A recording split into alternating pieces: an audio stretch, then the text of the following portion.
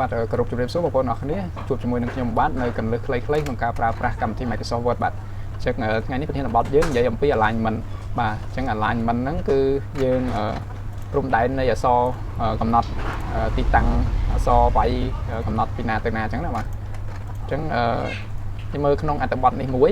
អញ្ចឹងវាមាន alignment អញ្ចឹងគ្រប់ alignment ទាំងអស់ហើយប្រើគឺទី1កន្លែងនេះគឺ center យើងប្រើ alignment center បាទហើយអានេះ center ដែរហើយអានេះ alignment ឈ្មោះថា justify ហើយអានេះ center ដែរបាទអញ្ចឹង alignment នៅកន្លែងនេះបងប្អូននេះកន្លែងនេះគឺ alignment អញ្ចឹងអានេះ left alignment ហ្នឹងបាទអញ្ចឹងគឺតម្រឹមឆ្វេងអញ្ចឹងយើងវាយ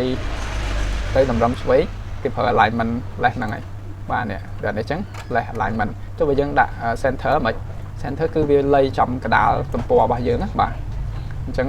center ចំកដាលដូចនេះអញ្ចឹងបាទអញ្ចឹងហើយនេះយើងវាយពីឆ្វេងទៅស្ដាំយើងប្រើ left ប៉ុន្តែយើងចូលបន្ទាត់មួយហ្នឹងយើងប្រើ tab យើងចុច tab អញ្ចឹងនេះថាឡើយនេះ center បាទអញ្ចឹងនេះ justify ហ្នឹងមានន័យថាគឺការឲ្យវាស្មើទាំងឆ្វេងទាំងស្ដាំឲ្យ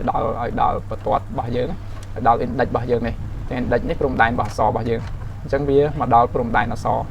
ទាំងស្មើទាំងឆ្វេងទាំងស្ដាំបាទអញ្ចឹងវាមានតែ4ហ្នឹងជាទូទៅយើងប្រើ alignment 4ហ្នឹងអញ្ចឹងបងប្អូនមើលតម្រងនេះទៅយើងវាយយើងពេលខ្លះយើងត្រូវប្រើកដាលយើងមិនចង់នៅកដាលយើងអង្គុយដកឃ្លាណាឧទាហរណ៍ថាខ្ញុំឧទាហរណ៍ឡើងនេះមួយនេះដល់ពេលយើងនេះមកលាខិតសុំលាឈប់ពីការងារអញ្ចឹងនៅពេលដែលយើងលៃខ្លួនឯងអញ្ចឹងទី1អាចវាមិនស្មើចំល្អ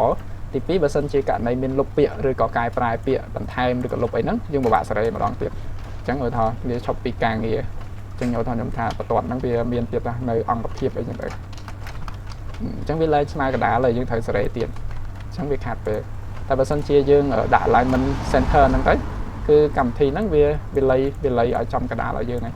អញ្ចឹងយើងបន្ថែមអីទៅគឺវានៅកដាលរហូតបាទវាអូតូអញ្ចឹងអញ្ចឹងថាប្រយោជន៍របស់វាអញ្ចឹងយើងប្រើទៅតាមការងារតាមកលៈទេសៈអញ្ចឹងបាទអញ្ចឹងវីដេអូនេះមានតែប៉ុណ្្នឹងឯងអរគុណសម្រាប់ការទស្សនាបាទ